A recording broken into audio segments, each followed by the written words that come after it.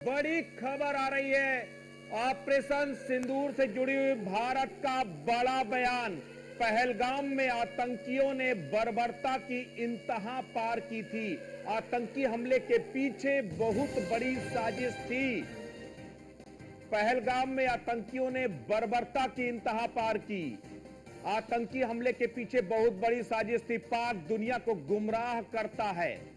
2 हफ्ते बाद भी पाकिस्तान ने कोई कार्रवाई नहीं की और भारत ने जवाब देने के अधिकार का प्रयोग किया। आतंकियों के पीछे पाकिस्तान की साजिश है। यह सीधे तौर पर सेना की प्रेस कॉन्फ्रेंस में कहा गया है। जहां अटैक किया वहां कोई सैन्य ठिकाना नहीं था। पाकिस्तान आतंकियों को पनाह देता है। लश्कर के ट्रेनिंग सेंटर को तबाह किया गया। 9 आतंकी ठिकानों को नष्ट किया गया। सेना ने ब्रीफ डिस्क्रिप्शन देते हुए बताया है कि कैसे इस ऑपरेशन को अंजाम दिया गया।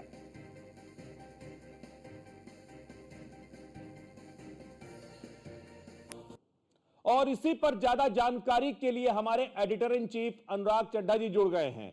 अनुराग जी, जिस तरीके से यह पूरी प्रेस कॉन्फ्रेंस हुई है, इस प्रेस कॉन्फ्रेंस में यूं तो बहुत तफसील से बताया गया, लेकिन जो सबसे पहली चीज आपसे जानना चाहेंगे, ऑपरेशन सिंदूर, ये जो नाम दिया गया, इसके पीछे क्या मकसद था? देखिए ब्रजेश, जिस तरीके से पहलगाम में महिलाओं के साथ जो अत्याचार हुआ, अत्याचार महिलाओं के साथ कैसे हुआ कि उनके सामने जो उनके पति थे, उनके भाई और उनकी जो परिवार के लोग थे, उनकी हत्या कर दी गई थी। तो कहीं ना कहीं महिलाओं के साथ इसको अत्याचार माना जाएगा। और जिस तरह से सुबह से मैं देख रहा था कि आप लगातार जितने भी पॉलिटिकल गेस्ट हैं या सेना के जो रिटायर्ड अधिकारी थे, उनसे आप लोगों ने बात की, जनता के लोगों से बात की, तो सभी ने बताया कि जब जब हमारे देश में महिलाओं के साथ कोई भी अत्याचार हुआ है, कई लोगों ने बताया कि जो मां सीता का जब किडनैप रावण ने किया तो रावण का क्या हाल हुआ। इसके बाद इसके अलावा महाभारत काल की लोगों ने याद दिलाई कि द्रौपदी के साथ जो चीरहरण की घटना हुई, उसके बाद कौरवों का पांडवों ने क्या हाल किया। उसके बाद उस जो पुरातन काल के ये जो महिलाओं के साथ अत्याचार हुए थे, उसको इस पहलगाम से लोगों ने जोड़ने का काम किया। और कहीं ना कहीं जो देश के प्रधानमंत्री नरेंद्र मोदी हैं, वो भी इस ऑपरेशन के जरिए देश की महिलाओं को बहुत बड़ा संदेश देना चाहते थे, जो कि देश की आधी आबादी है। आधी आबादी के साथ जो अन्याय हुआ, जो अत्याचार हुआ, वो देश के सभी लोगों ने देखा। और हर कोई ये जानने की कोशिश कर रहा था कि देश के प्रधानमंत्री नरेंद्र मोदी आतंकियों को क्या जवाब देंगे। तो देखिए, जवाब देने की जो प्रक्रिया थी वो प्रधानमंत्री के दिलो दिमाग में चल रही थी। आपने प्रधानमंत्री की उस रैली के शब्द सुने होंगे। उन्होंने कहा कि आतंकवादियों को मिट्टी में मिला दिया जाएगा। उनका जो बयान था, उस बयान की जब उन्होंने बयान दिया तो मुझे यूपी के सीएम योगी आदित्यनाथ की याद आ गई। जब विधानसभा में आपने याद होगा कि जब एक यूपी में एक बड़ा क्राइम हो गया था अतीक अहमद से जुड़ा, तो उसमें जब उसके लोगों ने एक व्यक्ति की हत्या कर दी थी, तो योगी आदित्यनाथ ने कहा था कि जो भी मेरी सत्ता की अथॉरिटी को चैलेंज करता है, मैं उसको नेस्तनाबूद कर दूंगा, उसको मिट्टी में मिला दूंगा। तो जब देश के प्रधानमंत्री ने इस तरह का बयान दिया तो ये तो तय माना ही जा रहा था कि आतंकियों के खिलाफ जो कार्रवाई होगी, बड़ी कार्रवाई होगी। अब आपका जो जवाब था, उसका आप सवाल ये समझिए कि ऑपरेशन सिंदूर, जो हमारी माता बहनों के माथे का सिंदूर आतंकवादियों ने हटाया था, इसको उखाड़ फेंका था, तो उसका जवाब ऑपरेशन सिंदूर रख के कहीं ना कहीं जवाब देने की कोशिश की। इसके अलावा अब आप देखिए कि जब प्रेस कॉन्फ्रेंस होती है तो सब उम्मीद कर रहे थे कि जो सेना के बड़े अधिकारी होंगे, कर्नल जनरल, वो यहाँ पर सामने आएंगे प्रेस कॉन्फ्रेंस करने के लिए कि आखिर सेना का ऑपरेशन कैसे हुआ। तो आप देखिए कि 2 महिलाएं आती हैं, एक कर्नल कुरैशी और एक सिंह, जो संभवतः व्योमिका सिंह, जो एयरफोर्स की अधिकारी थी। उन दोनों ने प्रेस कॉन्फ्रेंस की। तो कहीं ना कहीं प्रधानमंत्री नरेंद्र मोदी जी की ये स्ट्रेटेजी थी कि देश की जो आधी आबादी है, वही पूरे विश्व को बताने की कोशिश करे कि कैसे हमारे देश की जब महिलाओं का सिंदूर उखाड़ा जाता है, तो जो हमारे देश की सैन्य ताकत में महिलाएं मौजूद हैं, वो पूरे विश्व को बताएंगी कि कैसे कैसे सेना ने इस ऑपरेशन को अंजाम दिया। और आपने देखा, समूचे विश्व ने देखा कि 2 सेना की जो अधिकारी थी, उन्होंने बताया कि कैसे भारतीय सेना ने ऑपरेशन सिंदूर को लॉन्च किया, कैसे आतंकवादियों के जो 9 ठिकाने थे उनको नेस्तनाबूद किया। उन्होंने बताया कि जो लश्कर ए तोयबा का सेंटर था, जैश ए मोहम्मद, इसके अलावा और जो छोटे मोटे आतंकवादी कैंप थे, उनको बर्बाद किया गया। अनुराग तो जी, कहीं ना एक, कहीं एक, एक इसके बीच में एक सवाल ये है कि जिस तरीके से जब ये प्रेस कॉन्फ्रेंस शुरू हो रही थी तो पहले एक डॉक्यूमेंट्री दिखाई गई। उस डॉक्यूमेंट्री में मुंबई हमले से लेकर उरी अटैक, पहलगाम हमला, इसके साथ इसके बाद पुलवामा, ये सारे अटैक का जिक्र किया गया। तो क्या ये माना जाए कि ये जिस तरीके से पीओके से लेकर पाकिस्तान तक ये जो एयर स्ट्राइक की गई है, ये केवल पहलगाम हमला नहीं बल्कि इससे पहले भी हुए तमाम हमलों का एक जवाब था? देखिए ब्रजेश, अब आप देखिए कि जो भारत सरकार है उसने कल एडवाइजरी जारी की थी कि जो देश के संवेदनशील शहर हैं वहां पर मॉक ड्रिल का आयोजन किया जाएगा। अगर दुश्मन कोई हवाई हमला करता है या किसी की भी आर्मी देश में हमला कर देती है या कोई मिसाइल हमला होता है तो देश की जो जनता है वो कैसे बचे। तो यानी कि जो देश की इंटेलिजेंस एजेंसी है उसके पास इस बात की भरपूर जानकारी थी कि भाई जो संवेदनशील शहर हैं कौन कौन से हैं, कहाँ कहाँ पर हमला हो सकता है। तो इसीलिए मॉक ड्रिल का आयोजन किया गया। और जो आपका जो ये सवाल था तो इसका जवाब यही है कि जो देश में पहले आतंकवादी हमले हुए हैं उससे पहले कभी देश में इतनी बड़ी मॉक ड्रिल का आयोजन कभी नहीं किया गया। कभी भी आतंकवादी हमले या कि इस तरह के हमलों से कभी देश को नहीं बताया गया कि ऐसा हमले हो सकते हैं। तो कहीं ना कहीं प्रधानमंत्री के मन में इस बात की कश्मकश थी कि केवल पहलगाम के हमले का बदला नहीं लिया जाएगा। जो जैश ए मोहम्मद, लश्कर ए तोयबा ने जम्मू कश्मीर के अंदर से लेके जो बॉम्बे का अटैक था, उस तमाम जो हमले हुए हैं उन सब का बदला लिया जाएगा। और बहुत सालों से जानकारी कहीं ना कहीं हमारे इंटेलिजेंस एजेंसी के पास आ रही थी कि इन हमलों के पीछे या तो लश्कर ए तोयबा का हाथ होता है या जैश ए मोहम्मद का हाथ होता है। तो इसीलिए अब आप देखिए कि जो पहली 2 स्ट्राइक हमारी सेना कर चुकी है उस सबसे बड़ी ये स्ट्राइक थी। 9 जगह ठिकाने जो थे आतंकवादियों के उनको नेस्तनाबूद किया गया है। तो इन हमलों के जरिए ये मैसेज देने की कोशिश की गई है कि न केवल पहलगाम के हमले के दोषी आतंकवादी थे बल्कि जो भारत में पहले भी हमले हो चुके हैं उनके भी दोषी ये आतंकवादी कैंप में जो पनाहगार आतंकवादी वो थे।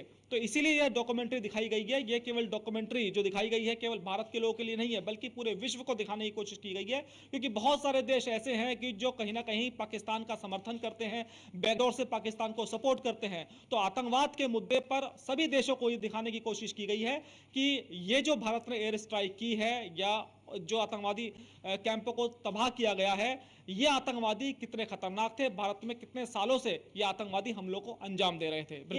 एक और बड़ी बात है कि जिस तरीके से अभी पाकिस्तान की सेना की एक प्रेस कॉन्फ्रेंस हुई थी, उन्होंने जो प्रॉक्सी एक प्रोपेगेंडा चलाया, साफ तौर पर कहा कि सिविलियंस को हिंदुस्तान ने निशाना बनाया, उसमें मासूम बच्चे मारे गए और कहीं न कहीं मस्जिदों को निशाना बनाया गया। सोफिया कुरैशी को लेकर के आया गया, व्योमिका सिंह को लेकर के आया। दोनों ने इस बात को पूरी मजबूती के साथ ये कहा कि हमारी लड़ाई किसी धार्मिक उस पर नहीं थी, हमारी लड़ाई उस आतंकवादी अड्डों पर थी जो लंबे समय से चल रहे थे। और हमने पाकिस्तान को पूरा मौका भी दिया लेकिन वो नहीं माना। हमने उसके बाद लश्कर पर, उसके बाद जैश पर, उसके बाद हिजबुल पर हमने एक कार्रवाई की है।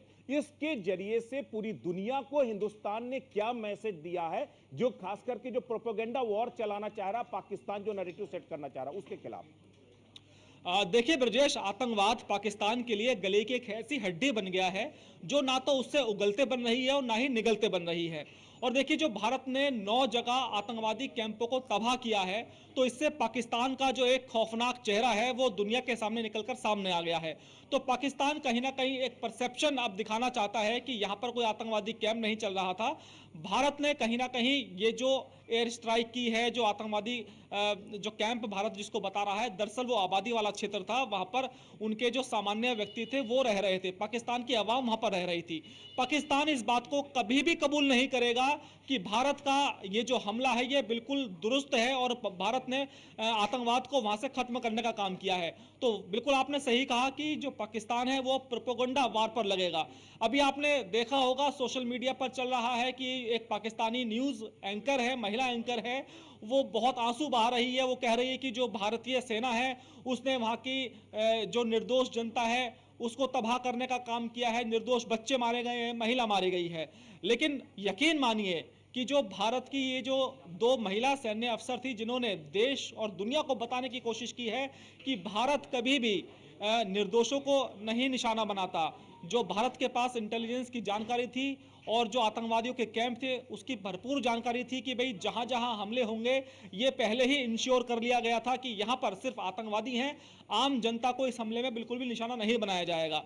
अगर आप इस हमले को छोड़ दीजिए, इससे पहले भी जो भारत ने 2 एयर स्ट्राइक की हैं, कभी भी इस तरह के तथ्य सामने नहीं आए कि वहां पर भारत ने जो हमले किए हैं आतंकवादी कैंपों पर, उसमें कोई भी निर्दोष एक भी मारा गया है या कोई भी घायल हुआ है। तो जब पहले की 2 एयर स्ट्राइक्स में इस तरह के हमले में निर्दोष पाकिस्तानी नागरिक नहीं मारे गए, तो इस हमले में पाकिस्तानी नागरिक कैसे मारे जाएंगे।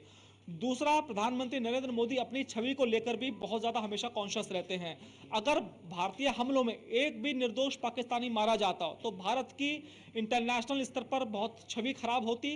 तो प्रधानमंत्री नरेंद्र मोदी को ऑपरेशन सिंदूर के तहत पहलगाम के आरोपियों से हमला बदला भी लेना था, पाकिस्तान को जवाब भी देना था, साथ ही साथ जो निर्दोष वहां पर लोग रहते हैं उसमें से किसी की भी जान ना जाए, इस बात को भी इंश्योर करना था। देखिए, 13 दिन बाद इस हमले को पूरा प्लान करके किया गया।